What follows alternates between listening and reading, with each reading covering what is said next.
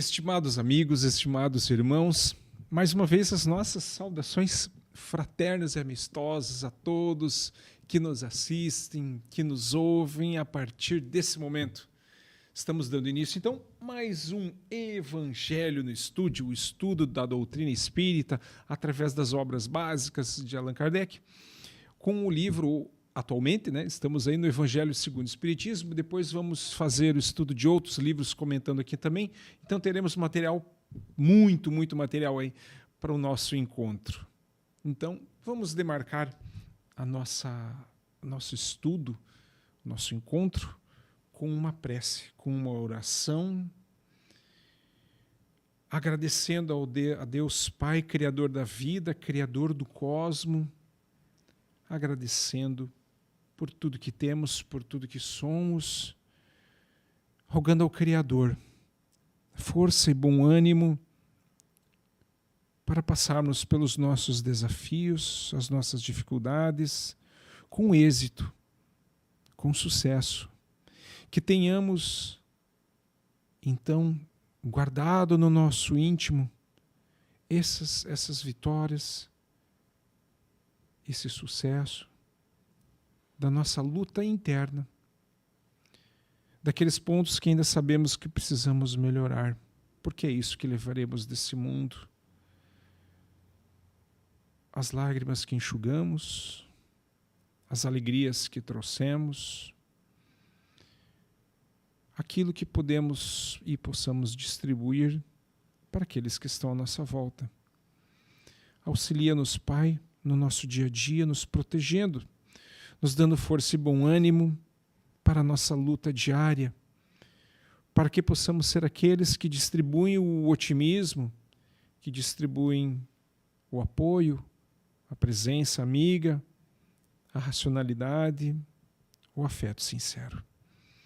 Se conosco, amigo Jesus, em mais essa atividade nobre, hoje e sempre, que assim seja. Então, pessoal, vamos lá a mais um estudo do capítulo 9, agora com o título Obediência e Resignação. Obediência e resignação. Vamos lá. O item 8. A doutrina de Jesus ensina, em toda parte, a obediência e a resignação.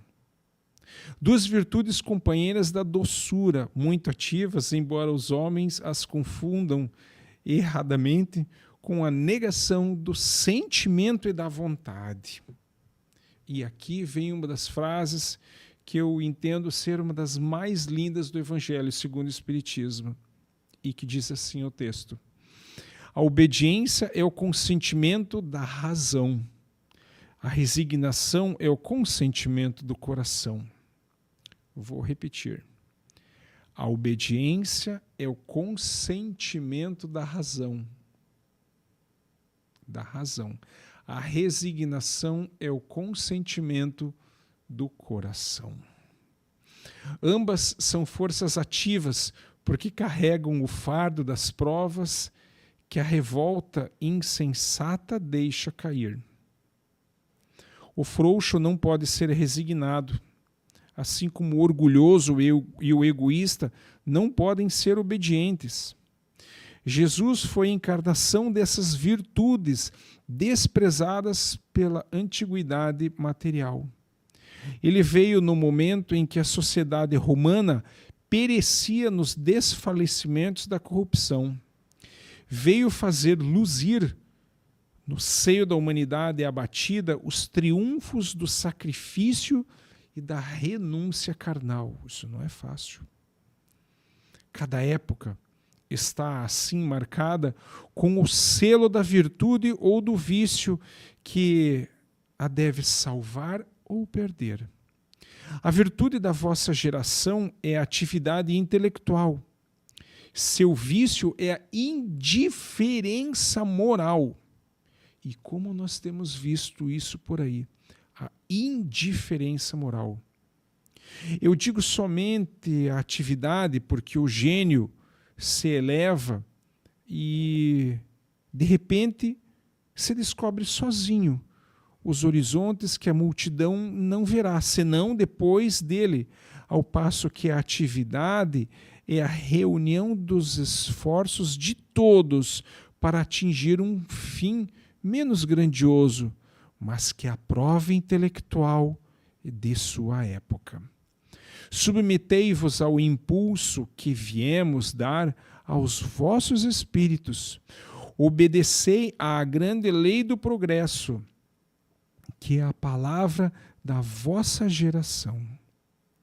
Ai do espírito preguiçoso, daquele que fecha seu entendimento, infeliz, porque nós, que somos os guias da humanidade em marcha, os atingiremos com o chicote e forçaremos sua vontade rebelde no duplo esforço do freio e da espora.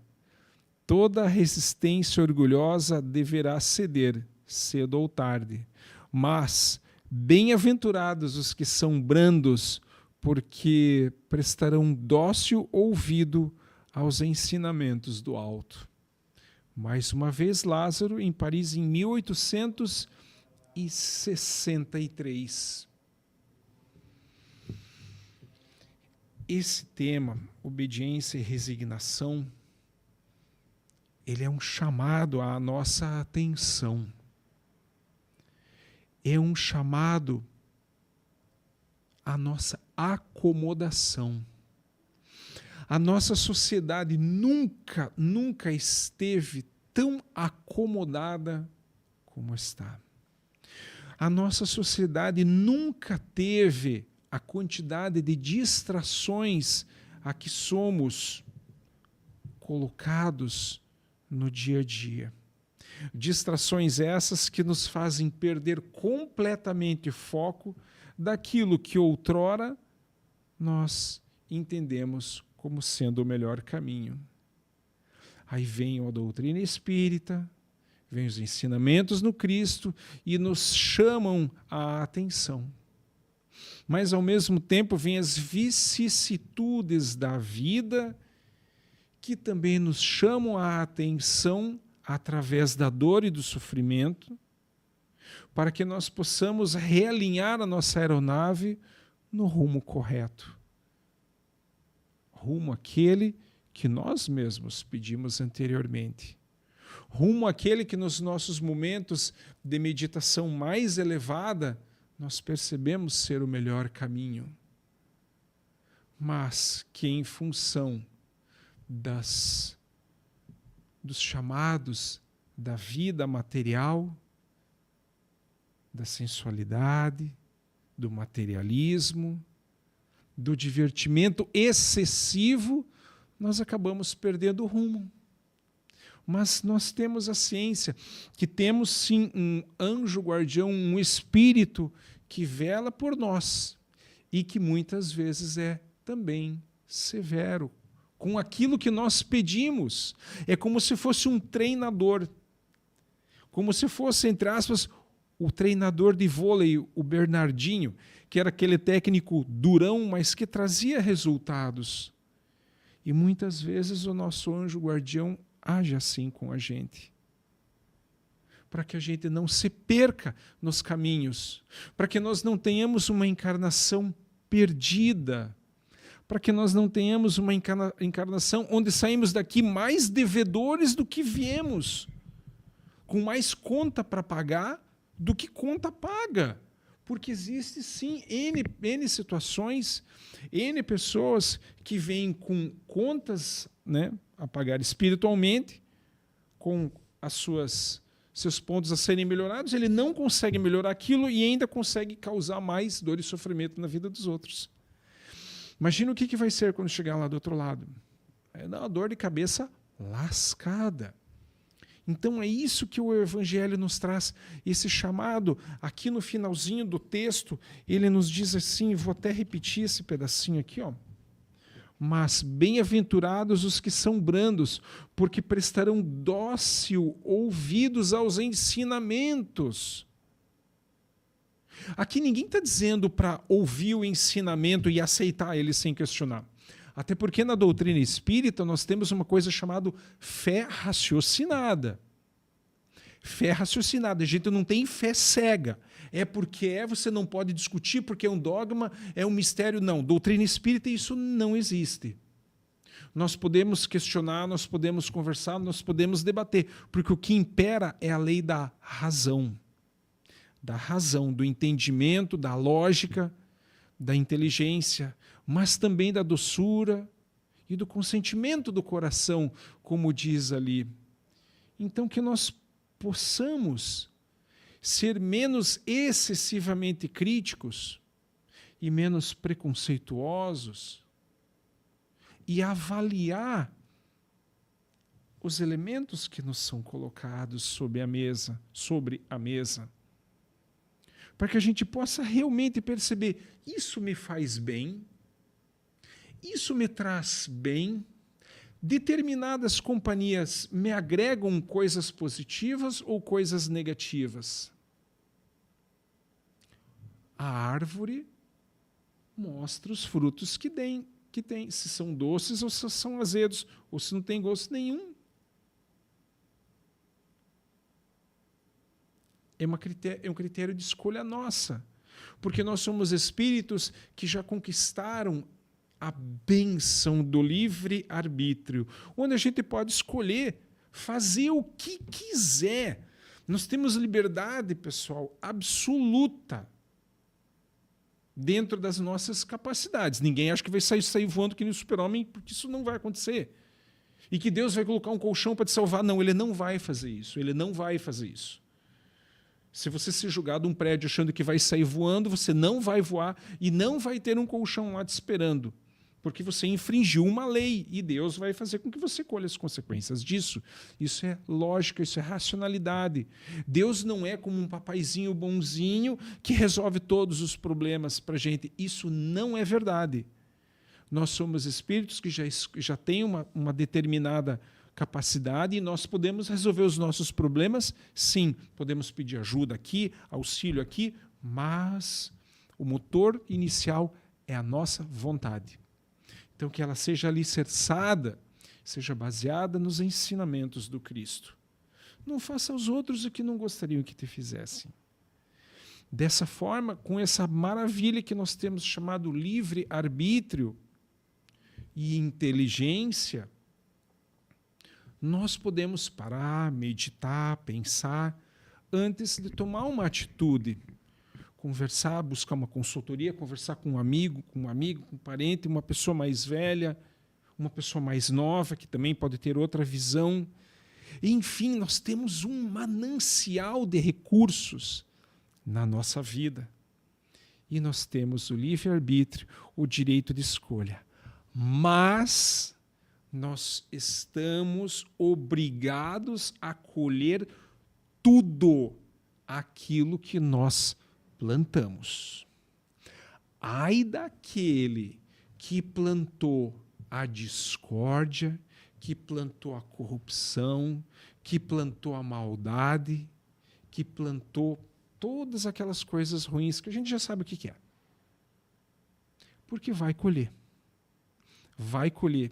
E digo mais, numa frase que eu vi na camiseta de um grande amigo meu no encontro confraternativo de juventude espírita do ano de 2000, de um amigo meu, que vou até citar o nome aqui, o Roger. Na camiseta dele estava escrito: reencarnação não é uma questão religiosa. Reencarnação é a justiça divina em aplicação. Plantou, vai colher. Jesus não vai tirar os nossos pecados. Não vai resolver os nossos pecados. Não, é você que vai tirar. É quem os causou. É com a gente mesmo.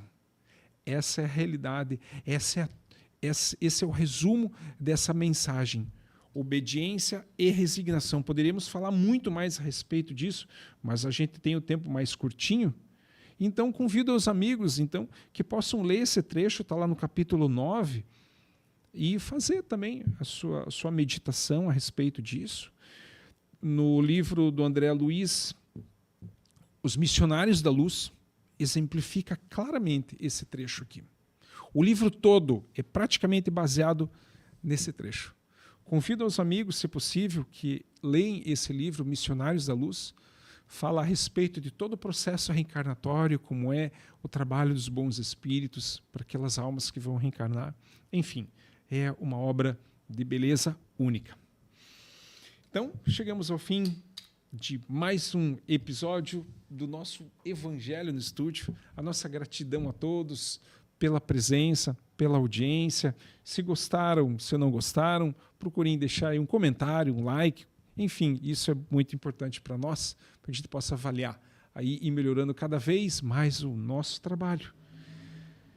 Então, que Jesus, que os bons espíritos e que Deus, nosso Pai, abençoem, iluminem a semana de todos, com muita proteção e muito bom ânimo. Pela atenção de todos, o nosso muito, muito, muito obrigado e até a próxima semana, aqui no nosso Evangelho no Estúdio.